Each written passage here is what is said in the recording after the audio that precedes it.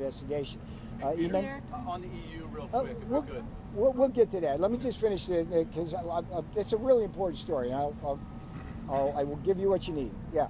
On the EU, sir? Anybody? One last any lawfare? Okay, let's go.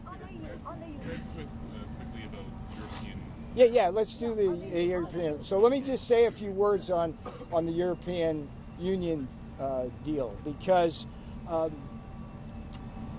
In many ways, I can think of no deal more important than with the European Union. I mean, it is, after all, one of the largest entities in the world. It's so important, not just economically, but strategically. But for many, many years, it has been taking unfair advantage of the United States. Consistently higher tariffs, consistently higher non-tariff barriers.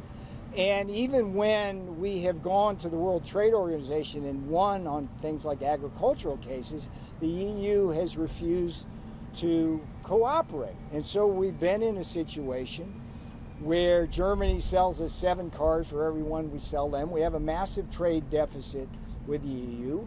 The trade deficit itself writ large is a great threat to our national security and economic security, and it's an emergency that we're dealing with. So this is like a really important mountain to climb, and we climbed that. And President Trump got up to the top of the mountain today. So let me, for those of you who haven't read the news yet, I mean, look, think about this.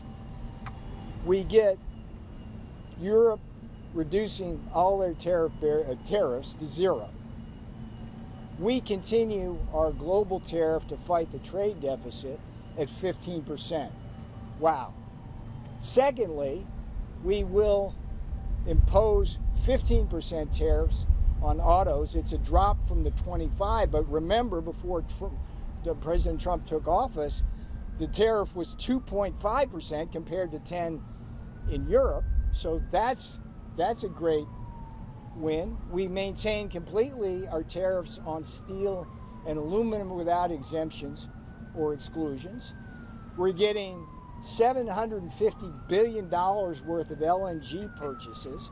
We're getting $600 billion of investment here in the U.S. in our strategic sectors that we need to secure our supply chains and make them resilient.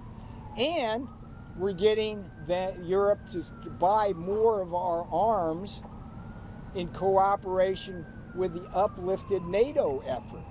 I mean, in many ways, the Ukraine situation has been a total wake-up call for Europe. And so we're ushering a completely new and beautiful spirit and environment of cooperation with Europe. And nobody would have imagined the success of this. Anybody who criticizes Trump trade policy, including the courts right now, simply has to look at this magnificent achievement that President Trump has secured, not just for the American people, but for Europe and the security of the world. Okay, I'll stop there. So let's go to Eamon first, and we'll go here, and then we'll go here. Yes, sir.